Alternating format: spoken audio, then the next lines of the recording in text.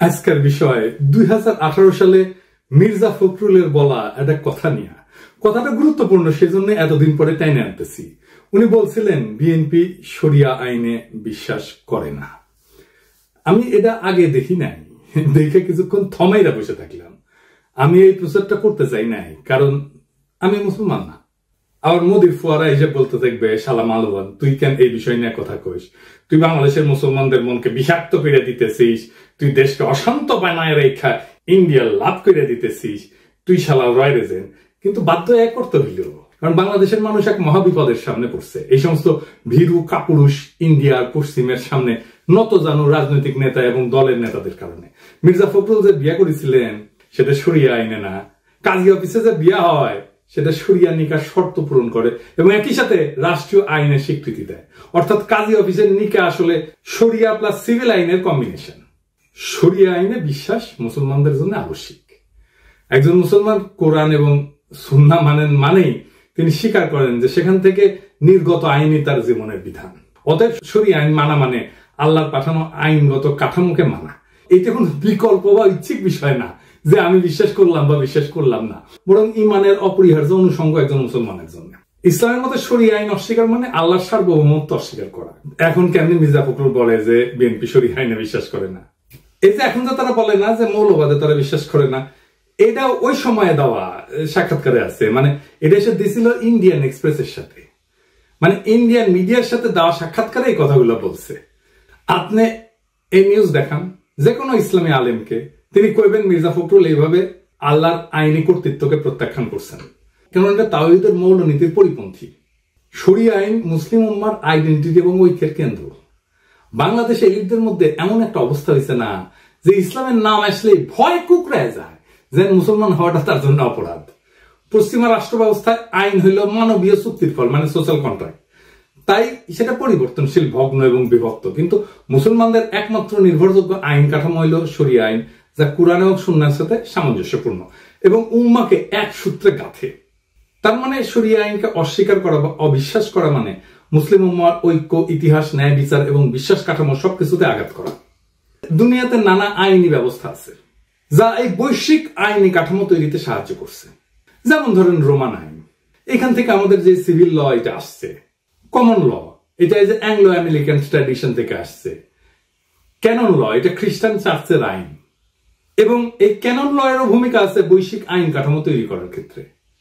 প্রাচীন হিন্দু আইন এটারও তো বৈশ্বিক আইন কাঠামো তৈরি করার ক্ষেত্রে ভূমিকা আছে। চীনা আইন এটাও তো ভূমিকা আছে বৈশ্বিক আইন কাঠামো তৈরি করার ক্ষেত্রে।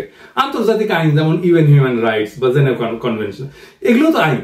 ইসলামী শরিয়া আইন এমন একটা আইন যা সারা দুনিয়ার আধুনিক আইন কাঠামোর তৈরিতে অবদান রাখছে। কিভাবে আসেন দেখি। রোমান ল এবং আধুনিক পশ্চিম আইন শরিয়া আইন থেকে ধার করেছে। ধার বলবো না, চুরি করেছে। আসলে পরের জিনিস না কইয়া নিলে তো সেটা চুরি বলা হয়। অবশ্য অনেক জায়গায় তারা প্রত্যাখ্যান করছে, আমরা সেই বিষয়ে আসবো, সেগুলো বিস্তারিত আলাপ করব। কি কি গ্রহণ করছে আসেন সেটা দেখি। ইসলামী শরিয়া ওয়াকফ বা ধর্মীয় জনকল্যাণমূলক কাজে ব্যবহার করা হয় যে সম্পদ। ব্রিটিশরা ভারত শাসনের সময় এই ওয়াকফ ব্যবস্থার ধারণা গ্রহণ করে, তা থেকে ট্রাস্ট ল তৈরি করে। ট্রাস্ট ল, আজকে যে ট্রাস্ট ল দেখেন এটা আসলে ওয়াকফ থেকে তৈরি করা। আপনি যে ট্রাস্ট আইন দেখেন এটা শরিয়া আইনের কপি পেস্ট। ব্রিটিশরা ভারত শাসনের সময় এই ওয়াকফ আইন বিশ্লেষণ করে। মূলত এটা স্যার উইলিয়াম জোন্স এবং হেনরি মাইন ওয়াকফের ধারণা থেকে ট্রাস্ট ল গড়ে তোলে। ট্রাস্টি এবং বেনিফিশিয়ারি সম্পর্ক অনেকটা ওয়াকফের কপি পেস্ট। বিশেষ করে চ্যারিটেবল ট্রাস্টের পারপিচুয়াল এন্ডাওমেন্ট ধারণা এটা ওয়াকফ থেকে নেওয়া হয়েছে। পারপিচুয়াল এন্ডাওমেন্ট এটার মানে কি জানেন না? আসেন এটা বুঝে দেখি। এটা হচ্ছে স্থায়ী তহবিল, মানে হইলো একটা তহবিল বা ফান্ড যেটা কখনো শেষ হবে না।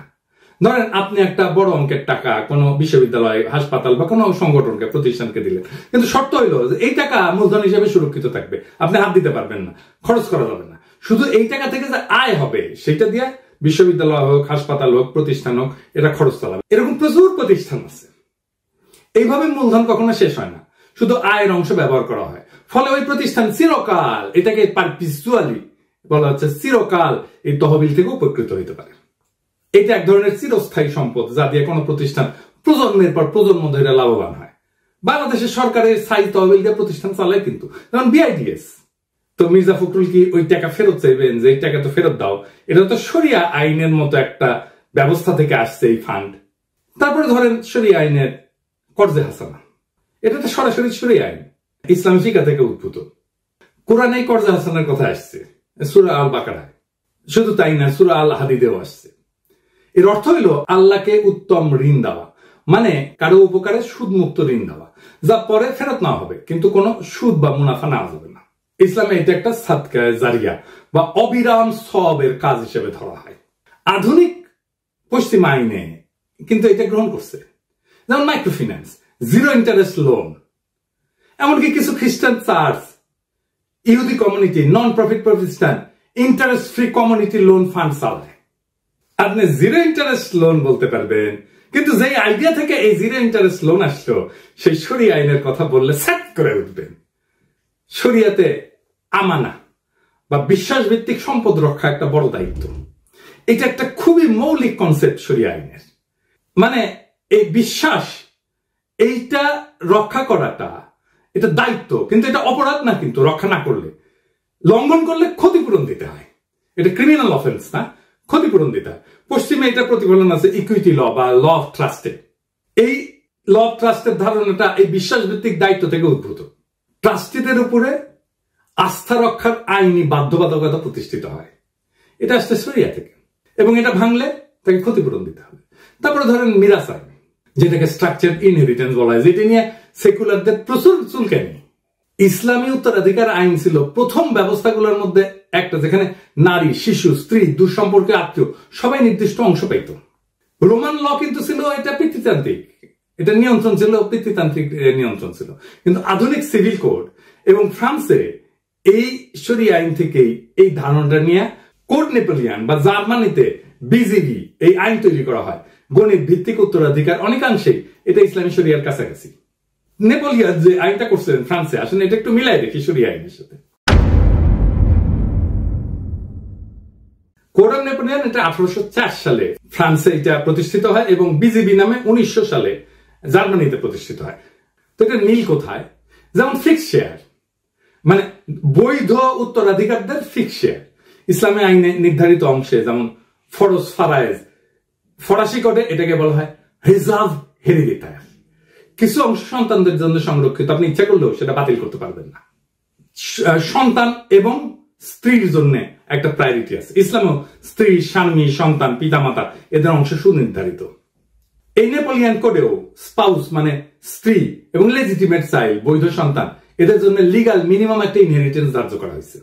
এবং ম্যাথমেটিক্যাল প্রিসিশন আছে ইসলামে, অঙ্ক করে ভাগ করে দেওয়া। নেপোলিয়ান সিস্টেমে এই বন্টনটা নির্দিষ্ট ক্যালকুলেশনের মাধ্যমে নির্ধারিত হয়। মানে ধরেন যদি একজন স্ত্রী এবং 2 সন্তান থাকে, তাহলে কার অংশ কত হবে, স্ত্রী কত পাবে, সন্তান কত পাবে, সেটা আইন দিয়ে নির্ধারিত এই নেপোলিয়ান লয়। তারপরে ধরেন উইল করার ক্ষমতা। ইসলামে কিন্তু উইল করে সম্পদের সর্বোচ্চ 1/3 বিতরণ করা যায়, তার চেয়ে বেশি না। বাকি অংশ আইন মাফিক বন্টন করা হবে তার উত্তরাধিকারদের সাথে। নেপোলিয়ান কোডেও আপনি উইল করে কেবল নির্দিষ্ট অংশ বিতরণ করতে পারবেন, বাকিটা আইনের নির্ধারিত অংশ অনুযায়ী হবে। তারপরে ধরেন টর্ট আইন বা দিয়া, সিভিল কম্পেনসেশন যেটাকে বলা হয়, এটার ঐতিহাসিক শিকড় কিন্তু শরিয়াতে। শরিয়াতে ইচ্ছাকৃত ক্ষতি বা অনিচ্ছাকৃত মৃত্যুর জন্য ক্ষতিপূরণ, যেটাকে বলে দিয়া। পশ্চিমেও টর্ট ল বা ডেরিক্ট এটা তৈরি হয় এই ধারণা থেকে, কারো উদ্দেশ্যে কেউ ক্ষতিগ্রস্ত হইলে ক্ষতিপূরণ দিতে হবে।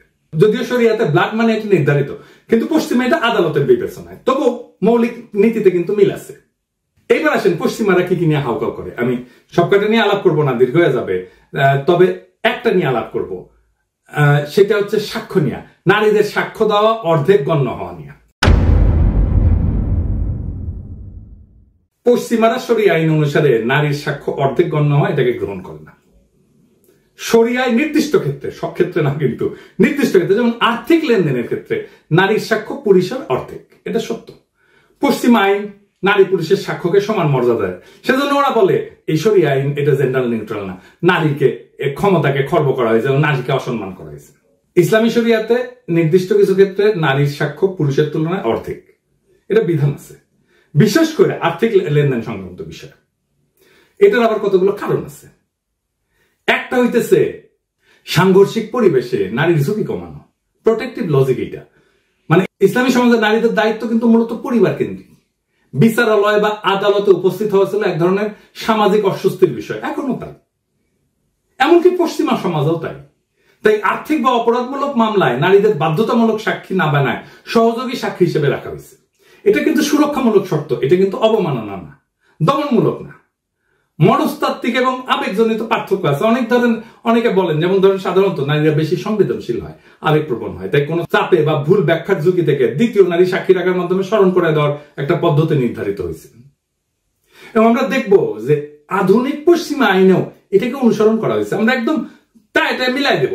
তো এইটা কিন্তু নারীকে অযোগ্য বলা না, বরং মানসিক এবং সামাজিক প্রেক্ষাপট বিবেচনায় ন্যায্যতা নিশ্চিত করার চেষ্টা। আর নারীর সাক্ষ্য তো সব ক্ষেত্রে অর্থিক না। যেমন ধরেন ধর্ষণ, প্রসব, নারীর শারীরিক অবস্থা ইত্যাদি ক্ষেত্রে নারীর একক সাক্ষ্যই যথেষ্ট। সুদ, চুরি, হত্যা এই সমস্ত অপরাধে সাক্ষ্য হয় গ্রহণযোগ্যভাবে, নিরপেক্ষভাবে। শুধুমাত্র আর্থিক চুক্তি এবং দলিল এই ক্ষেত্রে দ্বৈত নারীর সাক্ষ্য প্রয়োজন হয়। আরো কারণ আছে, যেমন নারীকে সাক্ষ্যদানে বাধ্য না করা, এটা হচ্ছে বার্ডেন রিডাকশন। এটার অর্থ কি? ধরেন ইসলামে সাক্ষ্যদানের দায়িত্বকে এক ধরনের সামাজিক এবং নৈতিক বোঝা হিসেবে দেখে। নারীকে এই দায় থেকে পুরোপুরি অব্যাহতি না দিয়া সহযোগী করে রাখার মাধ্যমে তার উপরে চাপ কমানো হয়েছে। ইসলামে কিন্তু সাক্ষ্য মানে শুধু বলা না, ইসলামের সাক্ষ্য হচ্ছে একটা কসম এবং দায়বদ্ধতা, শাহাদা। ভুল সাক্ষ্য দিলে গুনাহ হয়, শাস্তিযোগ্য। এটা অর্থাৎ নারীর উপরে কম দায় চাপায় তাকে আইনি ভুলের ঝুঁকি থেকেও সুরক্ষা দেওয়া হয়েছে। এটা এক ধরনের রহমতমূলক বিধান। এটাকে লিঙ্গ বৈষম্য বলবেন? নারী সর্বক্ষেত্রে তো অর্ধেক না, ক্ষেত্রে ক্ষেত্রে নারী একক সাক্ষী হইতে পারে। এটা নারীর অযোগ্যতা প্রমাণ করে না, নারীর জন্য আলাদা সামাজিক ভূমিকা এবং দায় বিবেচনা কইরা এটা নির্ধারিত করা হয়। এটা আধুনিক মানবাধিকার পরিপন্থীও না, বরং ইসলামে কিন্তু সমতা না, ইসলামে বলা হয় জাস্টিস, ন্যায় বিচার, ইনসাফ। তাই সবাইকে সমান বলা না, উপযুক্ত দায়িত্ব দেওয়াটাই উদ্দেশ্য। আসেন আরেকটু বুঝে দেখি ইসলামের ধারণার আরেকটু গভীর দর্শন নিয়ে আলাপ করি। ইসলামের ন্যায় বিচার মানে সবার সাথে একরকম আচরণ না, বরং যার যা দায়িত্ব তার জন্য সেই অনুযায়ী বিধান। তাই সাক্ষ্য দেওয়ার দায়িত্ব প্রেক্ষাপট ভিত্তিক ভাবে নির্ধারিত। ইসলামী সমাজে আদিকাল থেকে সমাজে আদালত ছিল হিস্টোরিক্যালি পুরুষ শাসিত, কঠোর এবং জনসমাগমপূর্ণ স্থান। নারীদের জন্য আদালতে গিয়ে অচেনা পুরুষদের সামনে যুক্তি, স্মৃতি, প্রশ্নোত্তর, জেরা এই সমস্ত ছিল সামাজিকভাবে অস্বস্তিকর এবং সম্ভাব্য অপমানজনক। তাই শরিয়া বলছে যে একজন নারী একা সাক্ষ্য না দিয়ে আরেকজন নারী থাকুক, যেন ভুল হইলে সে স্মরণ করাই দিতে পারে। এটা নারীর জন্য মানসিক সুরক্ষা। আমরা আগে আলোচনা করছি আইনি দায় এবং পাপের ঝুঁকি থেকে সুরক্ষা। মানে ইসলামে তো সাক্ষ্য দেওয়া মানে শুধু তথ্য দেওয়া না, এটি ইমানের অংশ এবং কসমের মতো গুরুত্বপূর্ণ। মিথ্যা সাক্ষ্য বা ভুল তথ্য দিলে সেটা গুনাহ এবং সামাজিক আইনি অপরাধ। তাই নারীর উপর একা সাক্ষ্য দেওয়ার ভার না দিয়ে তার পাশে আরেকজন নারী রাখা হয়েছে, মানে কেউ ভুল করলে যথাযথ সংশোধন হয়।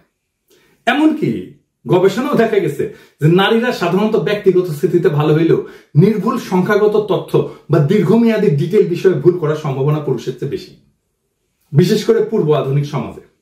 তাই জটিল আর্থিক বিষয় বা দলিলের ক্ষেত্রে এক নারীর ভুল হইলে আরেকজন তাকে রিমাইন্ড করতে পারে। এটা মানবিক এবং প্রামাণ্যমূল্য সুরক্ষা। তারপরে সামাজিক সম্মান রক্ষা। একজন নারীকে আদালতে একা পাঠায় পুরুষদের মাঝে দৃষ্টির কেন্দ্রে দাঁড় করানো, সমাজে তার ইজ্জত, পর্দা, সম্মান ক্ষুণ্ণ হইতে পারত। তাই শরিয়া বলছে যে তিনি একা না যান, পাশে আরেক নারী থাকুক। এটা সামাজিক এবং সাংস্কৃতিক সুরক্ষা নিশ্চিত করবে। আবার দেখেন পুরুষরাও কিন্তু শরিয়া আইন অনুযায়ী একা সাক্ষ্য দিতে পারেন না কিছু কিছু ক্ষেত্রে, যেমন ব্যভিচার। এর জন্য 4 জন দরকার সাক্ষ্য পুরুষের।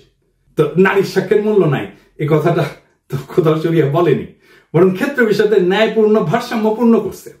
এখানে নারীকে দুর্বল বা অযোগ্য ধরে নেওয়া না, বরং তার সামাজিক অবস্থান, মানসিক চাপ, ধর্মীয় দায় এবং সম্মান সবকিছুকে সম্মান করে তাকে একা না সহযোগী রেখে সাক্ষ্যদানে যুক্ত করা হয়েছে।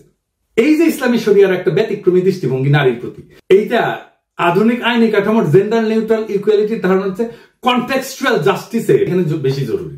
এমনকি ফেমিনিস্ট আইন বা আমাদের নারীবাদী আইনের কোন ধারণার সাথে শরিয়ার কোন কোন বিধান সমান্তরাল বা সমরূপ। আমরা তো বলছি যে ইসলামী শরিয়া অনুযায়ী আর্থিক চুক্তিতে দলিল সংক্রান্ত সাক্ষ্যে নারীর একক সাক্ষ্য না হয় না, 2 জন নারীকে সাক্ষ্য দেওয়ার বিধান আছে। এই সুরক্ষার ধারণাটা আধুনিক ফেমিনিস্ট লিগাল থিওরির অন্যতম গুরুত্বপূর্ণ ধারণা। সাবস্টেনসিভ ইকুয়ালিটি এইটা সমান্তরাল। সাবস্টেনসিভ ইকুয়ালিটি কি বলে? আইনি সমতা মানে সমানকে একভাবে দেখা না, বরং প্রেক্ষাপট বুঝে ন্যায্য আচরণ। একই কথা তো শরিয়া বলছে। শরিয়া তো নারীর সাক্ষ্যকে মূল্যহীন করেনি, বরং প্রেক্ষাপট ভিত্তিক সাক্ষ্য প্রমাণ প্রক্রিয়ায় তাকে একটা নিরাপদ কাঠামোর মধ্যে রাখছে। আধুনিক ফেমিনিস্ট আদালতও আজকে ভালনারেবল উইটনেস অর্থাৎ নারীদের জন্য একই রকম সুরক্ষামূলক কাঠামো আছে। যেমন ধরেন উইটনেস অ্যাডভোকেট সাপোর্ট, নারী সাক্ষীকে ভয় মুক্ত রাখার জন্য একটা বিশেষ প্রক্রিয়া। বাংলাদেশেও এই আইন আছে, সাক্ষী সুরক্ষা আইন। তারপরে ফেমিনিস্টরা বলে ট্রমা সেন্সিটিভ কোশ্চেনিং বা ক্লোজড কোর্টরুম প্রসিডিউরস। শরিয়ার বিধানে নারী যেন একা সাক্ষ্য না দেয়, ভুল হলে অপর নারী যেন স্মরণ করে দেয়। এই ব্যবস্থাটা সরাসরি কিন্তু সমান্তরাল। ভিকটিম সাপোর্ট অ্যাডভোকেট থাকে কিন্তু ফেমিনিস্ট এই আইনে, আধুনিক আইনে, এই ব্যবস্থার সাথে।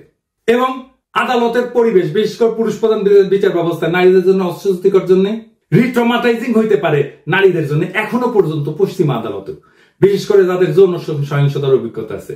সেই জন্য ফেমিনিস্ট জুরিসপ্রুডেন্স বলে এই সমস্যাটাকে judicial gaze and retraumatization of female witness. তাই পশ্চিমা আদালত আজকে অনেক জায়গায় নারীদের জন্য রিমোট টেস্টিমনি বা ভিডিও বেস ডিপোজিশন এই ব্যবস্থা চালু করছে। ভিডিও বেস সাক্ষ্য, এটা আগেই সাক্ষ্যটা রেকর্ড করা হয়, এটা চালানো হয়। শরিয়া এই সমস্যাকে অনেক আগে থেকে উপলব্ধি করিয়া নারীদের আদালতে একা সাক্ষ্য দেওয়া থেকে রক্ষা করছে এবং তাকে সহযোগী সাক্ষী বানায় তার মানসিক চাপ হ্রাস করছে।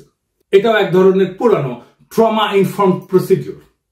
শরিয়া নিয়ে তো আমরা দেখছি নারীর উপরে কম চাপ দেওয়া হয়েছে, তাকে দলগত সাক্ষ্য প্রদানে একটা সুযোগ দিয়া। এই বিষয়টা মডার্ন ফেমিনিস্টরাও প্রতিফলিত হয় যে burden minimisation for vulnerable groups. তারা বলে মানে সাক্ষ্যদানে যে চাপ তৈরি হয় সেটা লিঙ্গ, পেশা, সামাজিক অবস্থান অনুসারে হালকা করে দেওয়া, এই নীতি শরিয়া বহু শতক আগেই প্রয়োগ করছে। এবং পশ্চিমে দেখেন এই জন্য এই নারীদের জন্য pre recorded video testimony, legal protection shield, এমনকি ফিমেল ফ্রেন্ডলি জাজমেন্ট চালু করা হয়েছে। আর শরিয়া তো সেই 1400 বছর আগে নারীদের কোর্টরুম ট্রমা থেকে বাঁচাতে বলছে রে ভাই। এই কোর্টরুম ট্রমার কথা তো 1400 বছর আগে বলছে, এইটা এখন অপরাধ হয়ে গেছে। তো এই নীতির মূল কি লক্ষ্য হইলো? এটা নারীর বিরুদ্ধে তো না, তার জন্য সাপোর্টিভ লিগাল স্পেস নিশ্চিত করা। এমনকি আমেরিকাতে অনেক রাজ্যে, বিশেষ করে এই যে ডোমেস্টিক যে ভায়োলেন্স, এই মামলায় নারীরা আদালতে না গিয়ে ভিডিওর মাধ্যমে সাক্ষ্য দিতে পারে এবং তাদের জন্য ভিকটিম লেয়াজ অফিসার থাকে যে তার পাশে দাঁড়ায় থাকে সবসময়। আধুনিক ফেমিনিস্ট আদালত এখন নারীর কথা বিশ্বাসযোগ্য করার জন্য তাকে অতিরিক্ত সাহায্য দিচ্ছে, অথচ ইসলাম এই প্রয়োজনটাকে অনেক আগে চিনতে পারছিল, তবে ধর্মীয় ভাষায় এবং নৈতিক কাঠামোতে বলছে। তাই ইসলামের শরিয়ায় নারীর স্বাক্ষর বিধান এটা জেন্ডার বিভাজন নাকি আধুনিক ফেমিনিস্ট লিগাল রিফর্মে যে সমস্ত gender sensitive trauma award equity based আইনি কাঠামো ব্যবস্থা তৈরি করছে সেটার মতোই। সেটা অনেক আগে সেই রাস্তায় হাঁটছে, কেবল তার ভাষা এবং দৃষ্টিভঙ্গি ছিল ধর্মীয়। এইটাই শরিয়ার প্রেক্ষাপট ভিত্তিক ন্যায়ের শক্তি। আর উল্টা বুঝলি রাম, যার জন্য অ্যাপ্রিসিয়েশন পাওয়া দরকার ছিল সেটা দিয়া আপনারে ইন্ডিয়া বাড়ি যাবে। আর আপনি মুখ বুঝে শোনেন, মির্জা ফখরুল যদি শরিয়া নিয়ে ডিটেলস গুলো জানতেন তাহলে তো বেকুবের মতো উত্তর দিতেন না। উনি কি বলতে পারতেন না নন মুসলিম দেশগুলোর তালিকা যেখানে শরিয়া আইন আংশিকভাবে চালু আছে, যেমন ইথিওপিয়া, এটা তো খ্রিস্টান সংখ্যাগরিষ্ঠ দেশ, মুসলিমদের জন্য পারিবারিক আইন এবং উত্তরের দিকে শরিয়া আইন মোতাবেক চলে। এমনকি ইসরায়েলে, এটা তো ইহুদি সংখ্যাগরিষ্ঠ, মুসলিম নাগরিকের পারিবারিক এবং ব্যক্তিগত আইনে শরিয়া আদালত চলে ইসরায়েলে, এটা সরকার অনুমোদিত। এমনকি ভারতে এটা মুসলিম পার্সোনাল ল আছে না, বিয়া, তালাক, মোহর, মিরাজ, এই সমস্ত এটা আইনে স্বীকৃত।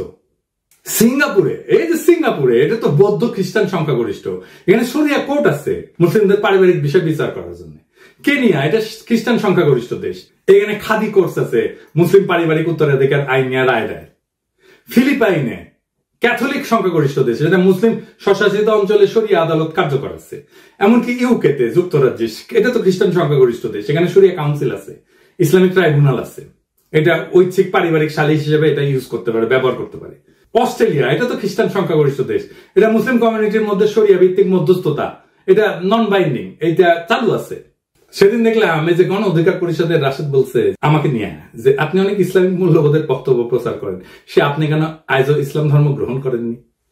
আমি বলি কি রাশেদ, হুদাই আমার পিছনে লাগতে এসো না, নিজের মূর্খতা প্রকাশ করো না। দুনিয়াতে অমুসলিম ইসলামিক স্কলার নাই, তারা ইসলাম নিয়ে কথা বলে না, লেখালেখি করে না, গবেষণা করে না। এই যে ইগনাস গোলসিয়ার নাম শুনিছো জীবনে? শোনো নাই, উনি হাঙ্গেরির লোক ছিলেন, আধুনিক ইসলামিক স্টাডিজের অন্যতম প্রতিষ্ঠাতা। হাদিস নিয়ে যত মৌলিক গভীর গবেষণা হয়েছে এই ভদ্রলোক করেছে। জোসেফ শাক্টের নাম শুনিছো কোনদিন? ইসলাম শিক্ষা এবং শরিয়া আইন বিষয়ে গুরুত্বপূর্ণ গ্রাউন্ড ব্রেকিং গবেষণা করছেন। আধুনিক যুগে মন্টেগমেরি ওয়াট নাম শুনিছো? নবী করিম পিস বি আপন হিম উনার জীবন এবং ইসলামের প্রারম্ভিক ইতিহাস নিয়ে যে বিখ্যাত কাজটা সেটা উনার করা। মুসলমান না হইলে ইসলাম নিয়ে কথা বলা যাবে না, কোন নিষেধ আছে নাকি ইসলামে? তো তুমি তো মুসলমান, মির্জা ফখরুলও মুসলমান, অন্তত নামে মুসলমান, তো পারো না কেন এমন একটা ব্যাখ্যা দিতে এতদিনেও সরিয়া নিয়া? পারো না জন্যই তো আমারে কইতে হয়, শুধু পারো না তা না, ওরা যা চায় ইন্ডিয়া যা চায় সেটা কই আসো। রাজনৈতিক দল করছো, দূতাবাসের তো দাওয়াত টাওয়াত দাও, তো সবাই ডাকো একদিন দেখি হোটেলে, গণ অধিকার পরিষদের তরফ থেকে, খরচ আমি দিব, বলো আমরা সরিয়া নিয়ে গণ অধিকার পরিষদের অবস্থান ব্যাখ্যা করব, তারপরে সেটা ভিডিও করো, তুমি নিজে করো, দেখি কেমন পারো। আমি কেন মুসলমান হই না তার আগে দেখাও তুমি কোন মাপের মুসলমান হইতে পারছো। এটা একটা মুসলমান প্রধান দেশের রাজনৈতিক দলের নেতা হিসেবে তুমি কতটা যোগ্য সেটা প্রমাণ দাও আগে। তোমার মুসলমানদের ধর্মীয় আত্মপরিচয় রক্ষার, সাংস্কৃতিক পরিচয় রক্ষার পর্যাপ্ত ইসলামী জ্ঞান আছে কিনা তার পরীক্ষা দাও আগে দেখি। আমি তো চুপ হয়ে চাইতেই পারি যে কোনো সময়, কিন্তু দেখি তোমার হ্যাডম কেমন, তোমাদের হ্যাডম কেমন, দেখতেছি তো হ্যাডম। বাংলাদেশে 82% মানুষ ছড়িয়ে আইন চায়, জানো এটা? এটা 2015 সালের কথা। কেন চায়? তারা মুসলমান তাই চায় না, তারা এই জন্য চায় যে সমাজে ইনসাফ লাগে, তাছাড়া রাষ্ট্র চলে না, রাষ্ট্র টিকে না। তোমরা তো তোমাদের বালসালের আদালত, আইন, রাষ্ট্র এটা প্রতিষ্ঠা করতে পারো নাই, ইনসাফ প্রতিষ্ঠা করতে পারো নাই সমাজে, তাই মানুষ খোদার দরবারে ফরিয়াদ জানায়। একজন মুসলমান যখন বলে আমি শরিয়া আইনে বিশ্বাস করি না, সে তো আসলে শুধু একটা আইন, একটা ঐতিহ্য, একটা বিশ্বাস, একটা সভ্যতা এবং তার আত্মপরিচয়কে অস্বীকার করে। এই অস্বীকার শুধু ব্যক্তিগত মত না, বরং তা মুসলিম উম্মার অন্তর্নিহিত ঐক্যের ভিত কাঁপায় দেয়। মির্জা ফখরুল হয়তো ইন্ডিয়ার সাথে কৌশল করতে চাইছে, হয়তো তিনি ভাবছেন ভারত বা পশ্চিমের মনোভাব তুষ্ট করলে রাজনীতির সুবিধা পাওয়া যাবে, কিন্তু তিনি ভুলে গেছে নিজের ভিত্তি কাটলে কৌশল কিছু করতে পারে না, থাকে শুধু পতনের গর্ত। আজকে বাংলাদেশের কেউ শরিয়ার নাম নিলে তাকে মৌলবাদী বলা হয়, পশ্চাৎপদ বলা হয়, কিংবা লিবারেল দুনিয়ার শত্রু বলা হয়। অথচ আন্তর্জাতিক আদালত থেকে শুরু করে আধুনিক ফেমিনিস্ট আইনের ভিত পর্যন্ত বহু প্রভাব আজ ইসলামী শরিয়ার চিন্তা থেকে আসছে। কাজেই প্রশ্ন একটাই, আপনি শরিয়ার শত্রু নাকি অজ্ঞ? আপনি আত্মপরিচয়ের পক্ষে নাকি রাজনৈতিক গোলামীর খাঁচায় বন্দী? আপনি কাদের প্রতিনিধি, আপনার ধর্মীয় সংস্কৃতির নাকি আপনার প্রতিপক্ষের? শরিয়া মানে কেবল শাস্তি না কিন্তু, বরং তা একটা অন্তর্নিহিত ন্যায়ের ভাষা। আর এই ভাষা অস্বীকার করা মানে কেবল ধর্ম না, নিজেকে, নিজের সংস্কৃতিকে সেটাকে অস্বীকার করা। যার ধর্ম তুমি ধারণ করো তার বিধানকে অপমান কইরা তুমি কাকে সন্তুষ্ট করবা, আর কাদের কাছে নিজেকে বিকায় দিতেছো? এই প্রশ্ন ফুরাবে না যতদিন পর্যন্ত একজন নেতা দাঁড়ায় বলবে আমরা শরিয়াতে বিশ্বাস করি না। বাংলাদেশকে তার সংস্কৃতি, তার ধর্মের উপরেই দাঁড়াইতে হবে, সেটাই বাংলাদেশের নিয়তি, এবং সেইটাই বাংলাদেশের স্বাধীনতা, সার্বভৌমত্ব, আঞ্চলিক অখণ্ডতা এবং মানব সত্তার মর্যাদা রক্ষা করবে। ইনকিলাব জিন্দাবাদ।